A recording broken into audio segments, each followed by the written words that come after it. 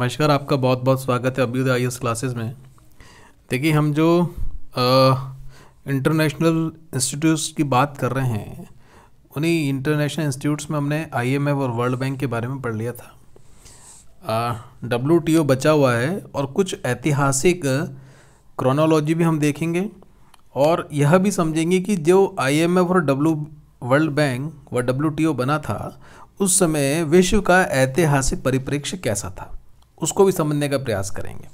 देखिए, स्टार्ट करते हैं। हमने अभी देखा, जैसे ही हमने आईएमएफ और वर्ल्ड बैंक बन गया था, जिनको हमने बोला था ब्रेटन वुड संस्थाएं, तो 1947 से लेके 1972 तक की जो ये व्यवस्था थी इंस्टीट्यूशंस की, जिनको हम बोलते हैं ब्रेटन वुड्स सिस्टम। सीधे ना टॉपिक पे चलेंगे दोस्तों। एक्चुअली क्यों मैंने बोला ये ब्रेटन वुड्स सिस्टम, उसके पीछे कारण था कि 1972 तक इन्हीं संस्थाओं का दबदबा रहा विश्व की आर्थिक व्यवस्था पर। विश्व व्यवस्था पर इन्हीं का दबदबा रहा। और आप सभी जानते हैं कि इनका मूल काम क्या था, जैसे विनिमय दर व्यवस्था में स्थिरता को सुनिश्चित करना।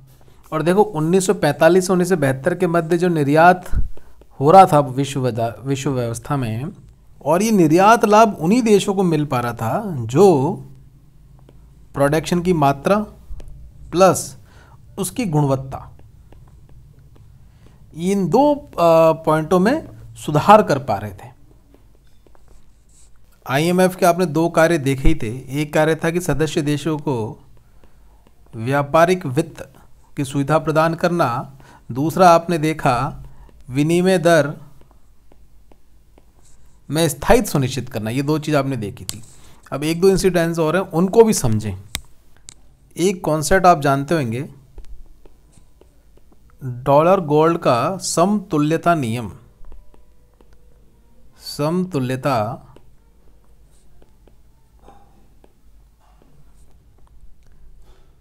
क्या हुआ था साहब इसमें? देखो, बड़ी सिंपल सी बात है। इसमें क्या होता था बेसिकली, जो आईएमएफ अपना, यदि विश्व में डॉलर की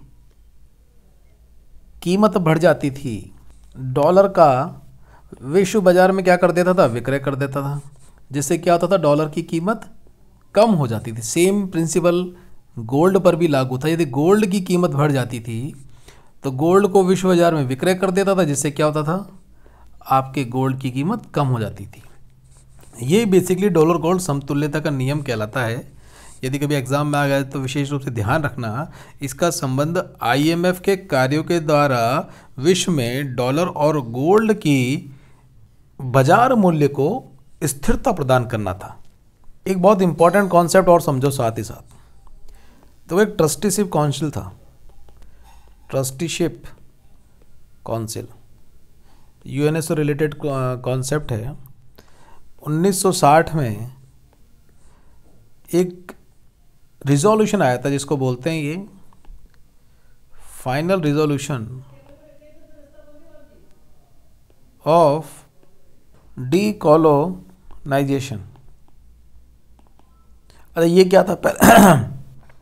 पहले इतना समझ लो, ये ट्रस्टीशिप बोलते हैं ना कि साहब, कि इसको मैं, जिन पर ट्रस्ट होता है उस पर आप जिम्मेदारी सौंप देते हो, ये उसी से संबंधित है। आपने हिंदी मूवीज़ में बहुत देखा होगा कि देखो साहब, ये नाबालिग है, इसका ट्रस्टी अपॉइंट करते हैं, फला फला प्राण को अपॉइंट कर दिया, और वो क्या करता था, उसकी प्रॉपर्टी को खा जाया करता था। ये ट्रस्टीशिप काउंसिल कुछ वैसा ही कॉन्सेप्ट है। इसमें क्या था भैया, देखिए, वर्ल्ड वार 2 के बाद जो देश आज़ाद हुए थे, उन देशों में डेवलपमेंट करना, उनका बिजनेस को बढ़ाना, ये सारे काम बेसिकली कौन कर रहा था पीछे से?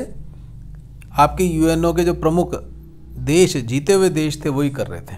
और उन्होंने ये ट्रस्टीशिप काउंसिल निकाला था। साहब देखो, हम क्या करेंगे, ये जो देश हैं अभी वर्ल्ड वार 2 के बाद, या औपनिवेशिक रूप में ब्रिटेन के उपनिवेश थे, इनकी स्थिति ठीक नहीं है डेवलपमेंट होने की और इनका बाजार को विकास करने की। तो हम क्या लेते हैं, हम ट्रस्टीशिप लेते हैं। इसमें कहता है हम इनकी सॉवरेनिटी को, इनके अधिकारों का पूर्ण रूप से सम्मान करते हुए इस देश का भला करेंगे। ये मोटा मोटा ट्रस्टीशिप काउंसिल था। एक बार यूएनओ ने बड़ी अच्छी बात इससे कह रखी है, वह भी एक बार आप समझ लें तो आपको बहुत लाभ होगा। जो मैं यह समझाऊंगा इसका क्रक्स एक नोट्स पे बना लेना। क्रक्स नोट्स से मेरा तात्पर्य है कि बमुश्किल 5-7 लाइनों में आपका सारा आ जाना चाहिए, वो भी डॉट्स में, मतलब पॉइंट फॉर्म में। देखो ट्रस्टीशिप काउंसिल के बारे में 2-3 चीज़ें पहले वो समझ लो। ये जो ट्रस्टीशिप काउंसिल है ना, ये सस्पेंड कर दिया, सस्पेंड किया है, पुनः जीवित हो सकता है। कब किया? 1 नवंबर 1994 को। क्लियर? ये यूएन का जो मेन चार्टर था उसके माध्यम से इस्टेब्लिश हुआ था, और एक मेन ऑर्गन किसका था? United nation. और इसका टास्क क्या था? Supervising the administration of trust territories placed under the trusteeship system. मतलब इस ट्रस्टीशिप सिस्टम में जो टेरिटरीज थी, वो मैं अभी आपको आगे बताऊंगा, उनको सुपरवाइज करना। मेन गोल क्या था भैया इनका? To promote the advancement of the inhabitants of trust territories and the progressive development toward self government और इंडिपेंडेंस। इनका कहना यह था कि साहब आप अभी अभी आज़ाद हुए हो, आपको अभी सोधी नहीं है कैसे आपको अपनी गवर्नेंस को क्रिएट करना है और कैसे आपको अपना डेवलपमेंट करना है। तो ट्रस्टीशिप ने क्या कहा कि साहब हम आप लोगों का ध्यान रखेंगे, हम आपके यहाँ पर सेल्फ गवर्नमेंट आपको कैसे क्रिएट करनी है और आपको अपने देश का विकास किस प्रकार से करना है, ये सारे काम हम आपको करा के देंगे, और हम आपकी सॉवरेनिटी को, आपके अधिकारों का पूर्ण सम्मान रखेंगे। अब नाम सुन लो भैया, ट्रस्टीशिप काउंसिल में कौन कौन थे? वही 5 permanent member, China, France, Russia, UK और यूएस। क्लियर? और ये आप एक बार हल्का सा देख लेना। मूल बात अब हिंदी वाले टॉपिक पे चलते हैं। देखो ये विकिपीडिया में इसके बारे में भी बड़ा अच्छा सा बता रखा था, इसको भी हम एक बार नज़र मार लेते हैं। अब ये कहते हैं न्यास परिषद के 5 सदस्यों में सुरक्षा परिषद के स्थायी सदस्य शामिल होते हैं। क्लियर? और इनकी स्थापना न्यास प्रदेशों के पर्यवेक्षण हेतु की गई थी। इन्होंने कहा था कि जो द्वितीय विश्व युद्ध हुआ था, सेकेंड वर्ल्ड वार जो समाप्त हुआ था, उसके बाद जिन जिन देशों में स्वायत्त शासन से मेरा अभिप्राय है कि ऑटोनॉमस अपनी खुद की गवर्नेंस, मतलब खुद के दम पर अपनी गवर्नेंस स्टार्ट नहीं कर पाए, उनके ऊपर भैया ट्रस्टीशिप काउंसिल मदद करेगा। ये चार्टर वगैरह याद करने की जरूरत नहीं है संयुक्त राष्ट्र का ना, इतना डिटेल में मत जाना। और इनका उद्देश्य क्या था? अंतर्राष्ट्रीय शांति और सुरक्षा को बनाए रखना, न्यास प्रदेशों की जनता के हितों को संवर्धित करना, बिना किसी भेदभाव के मानव अधिकारों एवं मौलिक स्वतंत्रताओं के प्रति सम्मान को बढ़ावा देना। ये किसका काम था? ट्रस्टीशिप काउंसिल का काम था। मूल रूप से कितने भैया ट्रस्टीशिप प्रदेश थे? 11 प्रदेश थे। और 1994 में आपने देखा कि भैया ये सस्पेंड कर दिया, और अंतिम जो द्वीप था पलाऊ द्वीप समूह, ऐसा अंतिम ट्रस्टीशिप था, अंतिम न्यास क्षेत्र था। और इसको कौन संभाल रहे थे भैया? यूएसए संभाल रहा था, मतलब यूएसए प्रशासन कर रहा था। देखो ये समझौता तो समाप्त हो गया, ध्यान देना वर्डिंग पे। 1 नवंबर 1994 को इन्होंने अपना कार्य औपचारिक रूप से निलंबित कर दिया, सस्पेंड कर दिया, लेकिन इसका विघटन नहीं हुआ, समझ रहे हैं? इसको खत्म नहीं किया, काम करना बंद कर दिया। इसको दोबारा रिवोक कर सकते हैं। देखो बड़ा क्लियर लिखा हुआ है कि ये अस्तित्व में बनी रहेगी, लेकिन पुनः क्रियाशील किया जा सकता है, जैसी आवश्यकता होगी उसके अनुसार काम कर लेंगे। वर्तमान में ट्रस्टीशिप काउंसिल जो चार्टर है, इसको आप कहाँ पर यूज़ करते हुए देखेंगे? भूमंडलीय पर्यावरण व संसाधन प्रणाली में ट्रस्ट के रूप में काम कर रहा है। अब यह अधिदेश पद्धति के बारे में भी थोड़ा सा देख लीजिए। बेसिकली आया कहाँ से साहब? ये आया कि जो हमारा फर्स्ट वर्ल्ड वार था उसमें जर्मनी और तुर्की से जो प्रदेश छीने गए थे, इनके द्वारा जो औपनिवेशिक प्रदेश थे, देखो आपके मेंस में वर्ल्ड हिस्ट्री भी है। वर्ल्ड हिस्ट्री में आप जब अफ्रीका का मैप देखेंगे तो उसमें एक आता है क्वेश्चन, अफ्रीका में बंदरबाट। तो ये जो जर्मनी है, तुर्की है, इनके जो औपनिवेशिक प्रदेश से फर्स्ट वर्ल्ड वार के बाद इनका जो एडमिनिस्ट्रेशन था, वहाँ पर ये अधिदेश पद्धति लागू की गई थी। और ये जो ट्रस्टीशिप पद्धति मतलब अधिदेश पद्धति है, ये जॉन स्मर्ट्स को जाता है। देखो जो पॉलिटिकल साइंस के विद्यार्थी हैं वो इनको बड़े अच्छे से जानते हैं। परंतु इस पद्धति को अपनाने का सुझाव सबसे पहले G.L. बियर ने दिया था। और बियर कौन थे साहब? ये बियर अमेरिकी राष्ट्रपति वुड्रो विल्सन के पेरिस स्टाफ के सदस्य थे। और ये जो अधिदेश पद्धति है ना, देखो आपके वर्ल्ड हिस्ट्री में वर्साई की संधि है, और ये अधिदेश पद्धति ट्रस्टीशिप काउंसिल वर्साई की संधि का परिणाम थी। और वर्साई की संधि 28 जून 1919 को जब इस पर हस्ताक्षर हुए थे, तो यह संधि पेरिस शांति सम्मेलन का एक भाग भी थी। और औपचारिक रूप से प्रथम विश्व युद्ध की समाप्ति के बाद यह इनकी एक चार्टर मतलब अनुच्छेद 22 में अधिष्ठित की गई थी। और जैसे हमने अभी आगे देखा कि फर्स्ट वर्ल्ड वार के बाद जर्मनी और तुर्की के औपनिवेशिक प्रदेशों को अपने अंडरटेकिंग में ले लिया था। और इसमें दो वर्ड आपको बड़े देखने को मिलेंगे।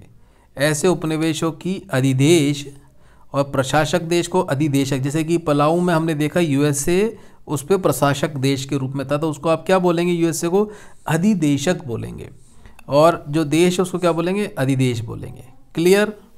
और ये देखो अधिदेशक जो शक्तियाँ जिनके पास थी उनको कर्तव्य दिया गया था कि साहब आप जो ये आपके अधिदेशित प्रदेश हैं, ट्रस्टीशिप के अंतर्गत आपके जो प्रदेश हैं उनके उत्थान के लिए आप भरसक प्रयास करेंगे। अरे भैया कोई क्यों करेगा, इतनी भी मानवता किसमें कूट कूट के भरी है।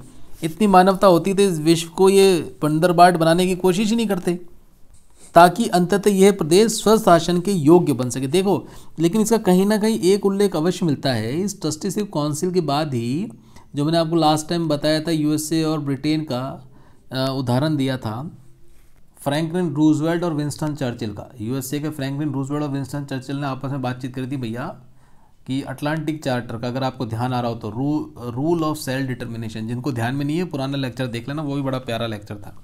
वहाँ पर भी उन्होंने भारत के ऊपर भी ये ट्रस्टीशिप काउंसिल लागू करने की बात करी थी। और बाद में रूल ऑफ डिस्क्रिमिनेशन के बाद तो भारत को आज़ादी के लिए फ्रैंकलिन रूजवेल्ट ने विंस्टन चर्चिल पर बहुत दबाव बनाया ही था।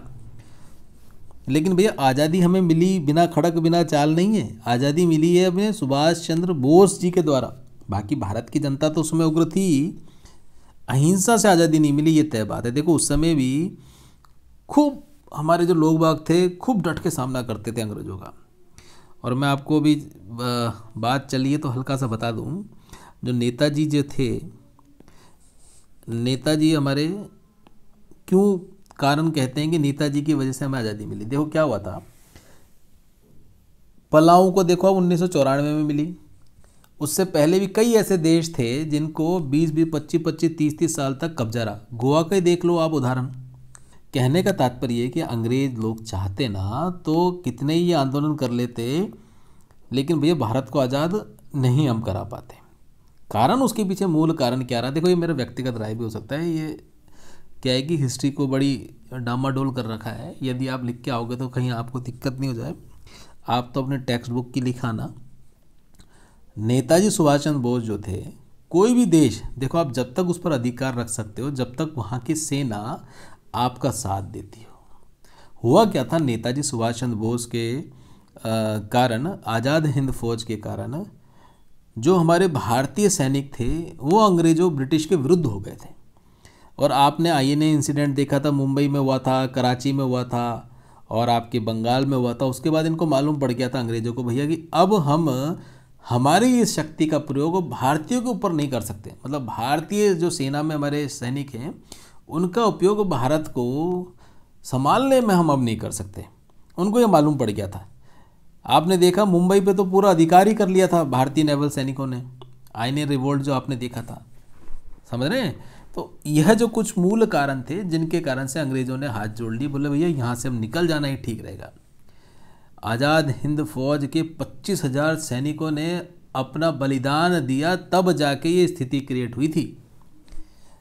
मैं गांधी जी को कुछ इसमें इनका हिस्सेदारी कुछ मानता हूँ, लेकिन मैं थोड़ा सा पूर्ण रूप से सहमत नहीं हूँ कि गांधी जी की वजह से हमें आज़ादी मिली थी।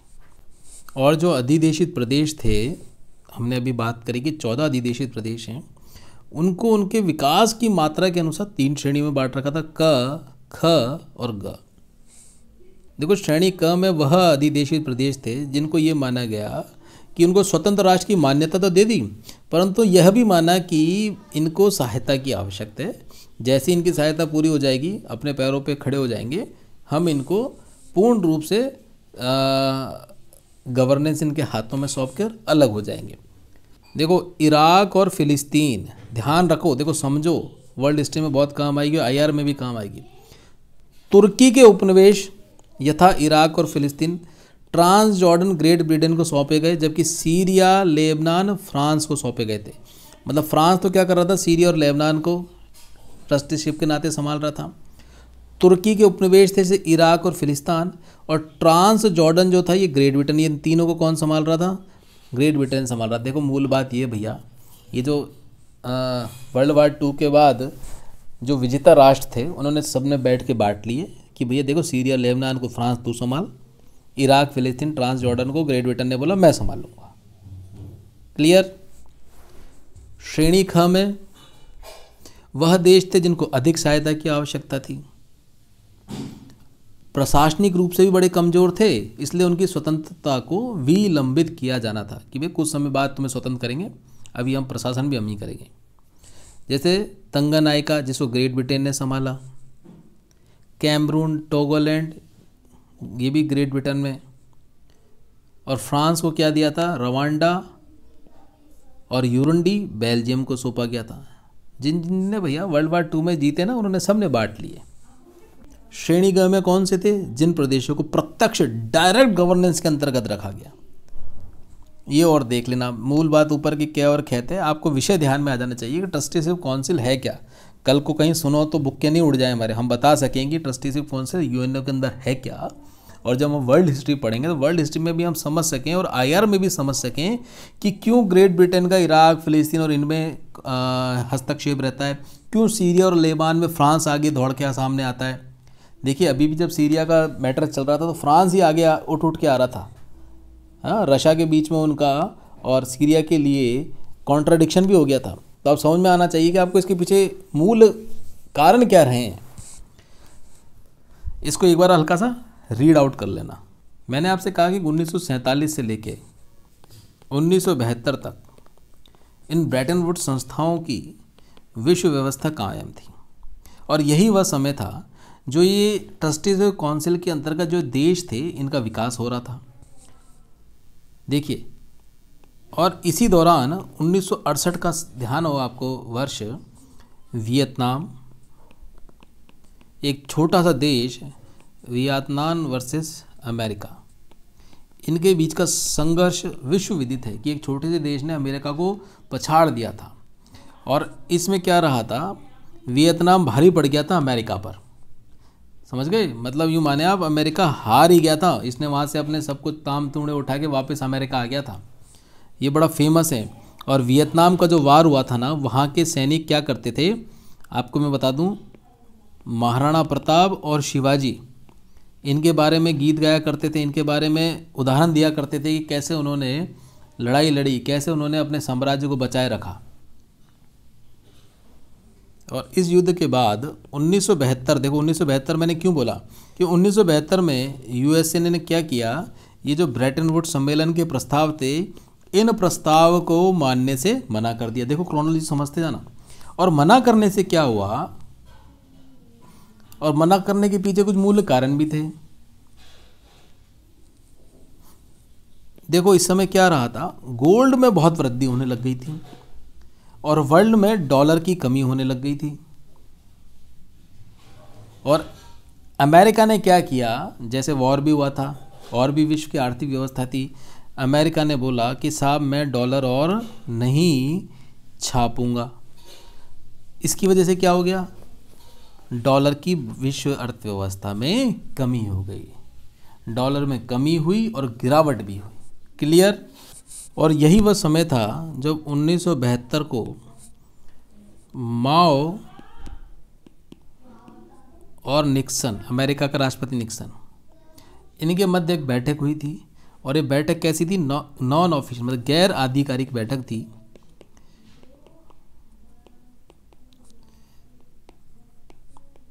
काश आप सीधे क्लास में बैठे होते तो बड़े आनंद लेते इन सब चीज़ों का। 1972 में क्या रही थी, ये गैर आधिकारिक बैठक हुई थी अमेरिका के राष्ट्रपति निक्सन और माओ से तुंग चाइना के, इनमें एक गुप्त बैठक हुई। और इस गुप्त बैठक के बाद में ही 1972 में ही चाइना सुरक्षा परिषद का स्थायी सदस्य बना। सुरक्षा परिषद का क्या बना भैया, स्थायी सदस्य बना। ध्यान रखो कब बना स्थायी सदस्य चाइना, 1972 में बना। सन 1973 में एक बड़ा संकट और आया था जिसको हम बोलते हैं तेल आपूर्ति संकट।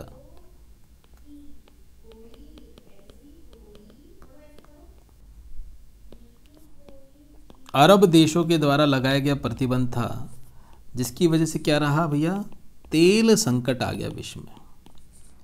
और इसी की वजह से क्या रहा, यूएसए और यूरोप की जो ग्रोथ रेट थी, जो यूएसए और यूरोप की ग्रोथ रेट थी, इसमें कमी आई। और देखो ये जो वियतनाम वॉर था, उसके बाद ये तेल संकट आया, डॉलर की कमी और गिरावट आपने देखी। इन सभी घटनाओं के चलते अमेरिका के प्रशासकों के द्वारा प्रेसिडेंट पर गलत आरोपों के चलते 1974 को वहाँ के राष्ट्रपति को प्रेसिडेंट का पद छोड़ना पड़ा।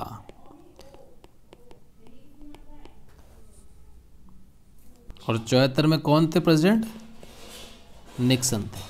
देखो जो वियतनाम वार था ना, उसमें भी हार का एक बहुत बड़ा कारण निक्सन की नीति रही थी। अब भारत की स्थिति देखें, देखो 1973 में जो हमने फेरा और फेमा पढ़ा, आपने ध्यान ये है कि भारत सरकार ने फेरा का गठन किया था, और यही वह समय था जब तेल की कमी आई, तो हमारे देश में तेल का आयात होता रहे, इसलिए हमने क्या किया, इसलिए हमने दोस्तों जो अन्य हमारे आयात थे उन आयातों पर हमने प्रतिबंध लगा दिया कि भैया तेल लेते रहो, बाकी चीज़ तो हम कम कर लेंगे, लगा दिया। इससे क्या हुआ, अरे भैया देखो अन्य आयातों पे आपने प्रतिबंध लगा दिया, मतलब औरों का आप प्रोडक्ट हमारे देश में आने नहीं दे रहे थे, केवल तेल का ही आयात कर रहे थे, तो अन्य देशों से क्या रहेगा भैया, आपका जो फॉरेन इन्वेस्टमेंट आना था उस पर क्या लगेगा, घात होगा, कमी आएगी, और आपका जो निवेश होगा, आपका निवेश भी गिरेगा, साथ ही साथ और जो फॉरेन कंपनीज थी वह भी हतोत्साहित होकर क्या हुई भैया, बाहर जाने लगी कि भैया काम धंधा भी तो बंद करो।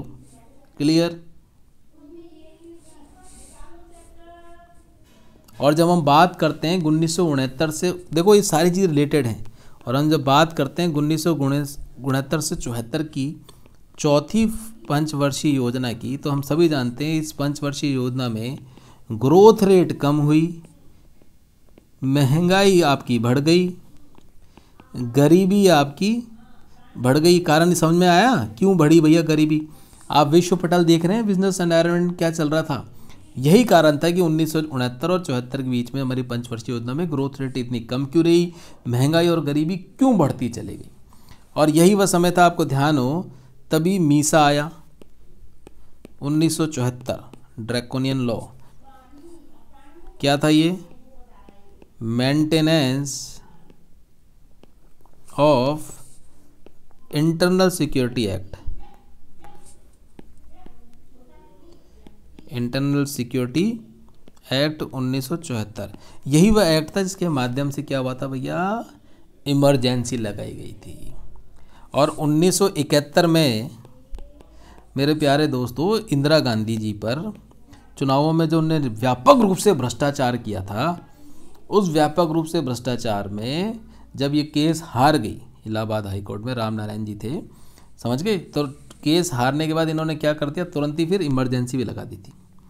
और आप सभी जानते हैं 1974 में जो क्रांति हुई थी, जन क्रांति हुई थी, इसके नायक कौन थे, एक नायक उनमें से जयप्रकाश नारायण जी, प्रमुख यही थे।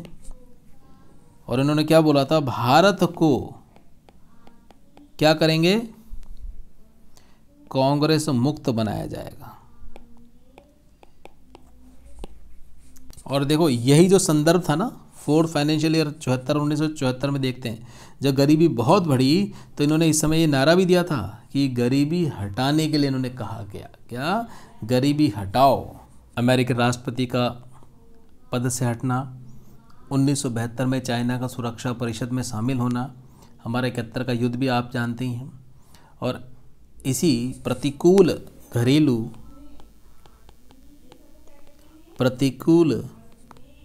घरेलू और अंतर्राष्ट्रीय माहौल के कारण क्या रहा, अंतर्राष्ट्रीय माहौल के कारण आप सभी जानते हैं कि 25 जून, इस डेट को ध्यान रखना, 25 जून, हमारे आरएस में तो ये डेट ही पूछ ली थी, बताइए इमरजेंसी कब लगी।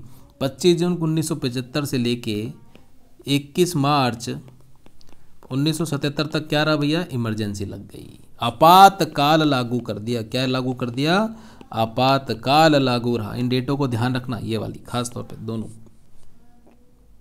और इसी आपातकाल लागू करने के बाद इंदिरा गांधी जी की चुनावों में हार हुई। और यही वह समय था जब वेस्ट बंगाल की हम बात करते हैं, वेस्ट बंगाल में सीपीए स्थापित हो गई, कम्युनिस्ट पार्टी। कौन सी पार्टी आ गई थी?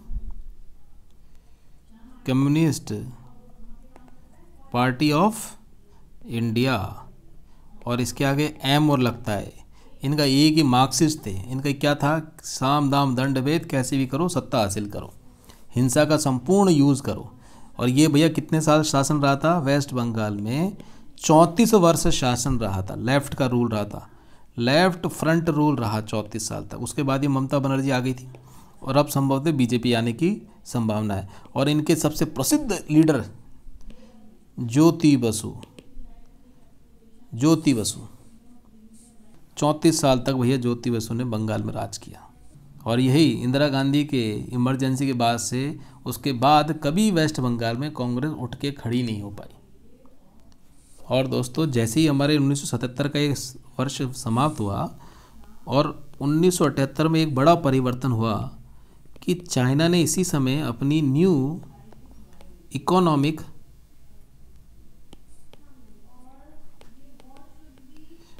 इकोनॉमिक पॉलिसी लागू करी थी। ये देखते हो ना, अब सेज वगैरह जो चाइना ने स्टार्ट किए, और चाइना आज औद्योगिक रूप से क्यों इतना सक्षम पाते हो, ये 1978 में इनके द्वारा अपनाई गई नई आर्थिक नीति थी जिसके कारण रहा।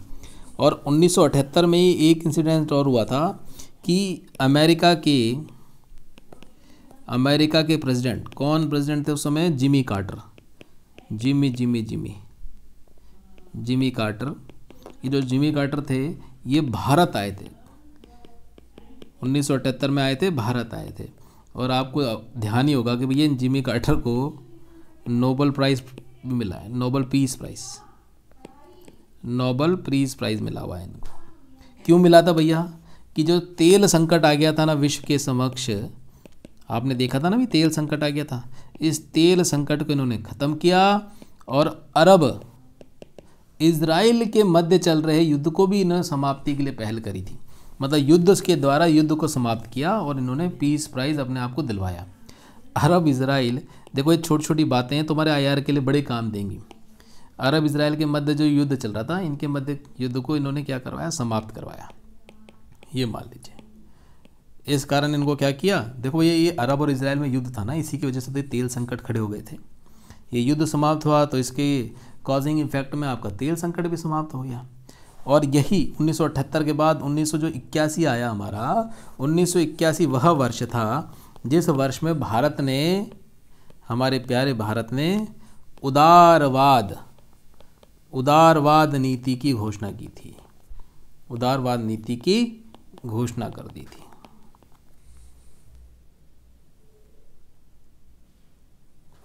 और जैसे ही जिमी कार्टर साहब आए तो उदारवाद तो करवाना ही था, उनको तो बाजार चाहिए था जिमी कार्टर को। तो अब वैसी बात है, भारत और अमेरिका में संबंधों में क्या आया भैया? संबंधों में सुधार भी आया। यही वह काल था। क्लियर?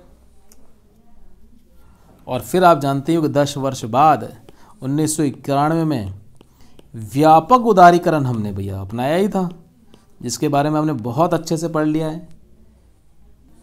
देखो एक चीज़ का और ध्यान रखना व्यापक उदारीकरण में, देखो एक तो गोल्ड हमने उस समय देखा था, गोल्ड की काला बाजारी वगैरह आपने बहुत बढ़िया से हमने समझा था। गोल्ड और तेल ये दो प्रमुख कंपोनेंट थे इकोनॉमी को इफेक्ट करने वाले। और ध्यान रखना, जब जब डॉलर सस्ता होगा ना, तब तब गोल्ड क्या होगा? महंगा होगा। गोल्ड प्लस तेल, ये ध्यान रखना।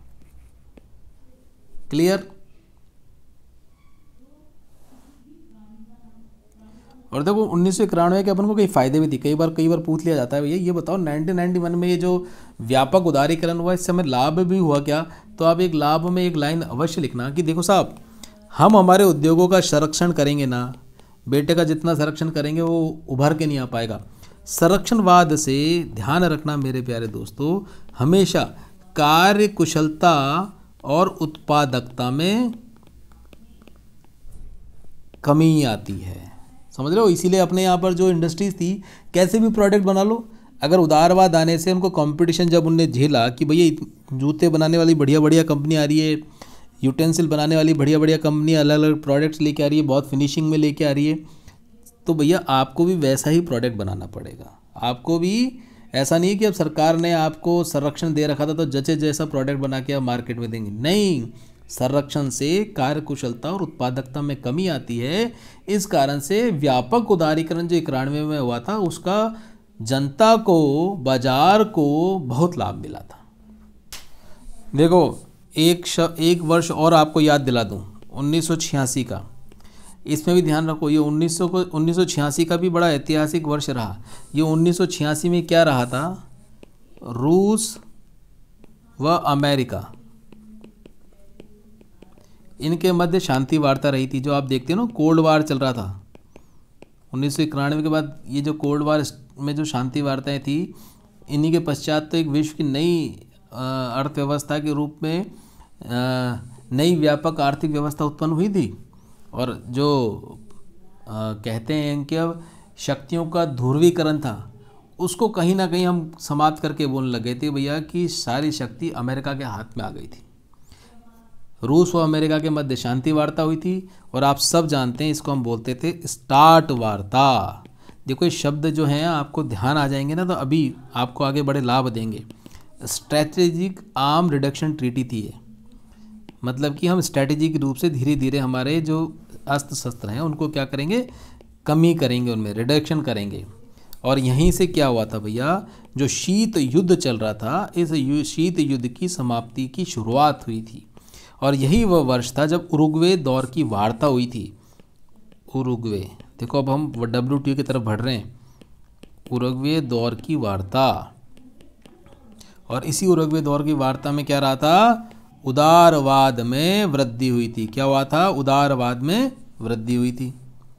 और इसी 1986 में मेरे प्यारे दोस्तों, बेसल कमेटी की वार्ता भी शुरू हुई थी। आप बैंकिंग सेक्टर में देखते हो ना, बेसल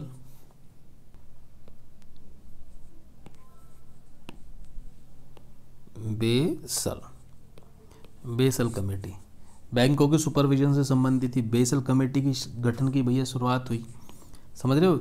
और आप देखो, जो यूरोपियन यूनियन है ना, यूरोपियन यूनियन के गठन की वार्ता भी भैया इसी वर्ष में स्टार्ट हुई थी, 1986। ऐतिहासिक वर्ष रहा है भैया।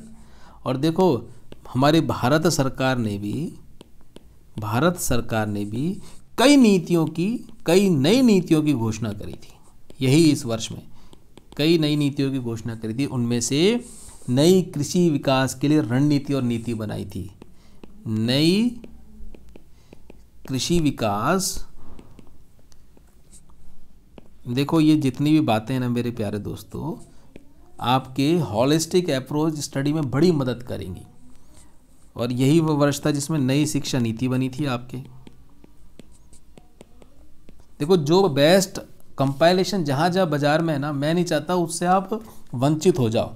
तो सारी चीज़ें मैं आपको एक ही जगह लाके देना चाहता हूँ, क्लियर? और इसी समय आपकी इम्पोर्टेंट नई आपके संचार नीति आई थी, कम्युनिकेशन पॉलिसी, STD वगैरह। और आप देखते ना, जो